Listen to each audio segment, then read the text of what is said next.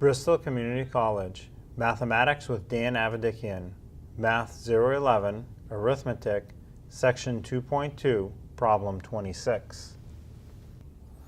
This is Section 2.2, Problem 26.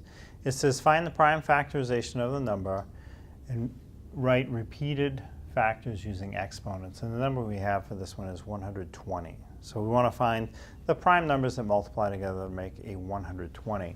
So I start by splitting 120 into any two numbers I can think of that will multiply to make 120. So I'll start with 12 times 10. And again, that is not at all my only option. It will work, and if you start with other things like, say, 6 times 20, by the end you'll have the same prime factorization. I start with 12 times 10. That's what I saw first. So now the 12 you can split into 3 times 4, or 2 times 6 would work in the end. Again, it'll be the same thing. The 10 will split into 2 times 5. Now, most of those numbers are prime. The 3 is prime, the 2 is prime, the 5 is prime, the 4 is not. So I have to come down and make another row. So the 3 is prime, it will come straight down. The 4 next to it is not prime, so it will split. It splits into 2 times 2. The next number over is a 2, that's prime, it'll come straight down without splitting.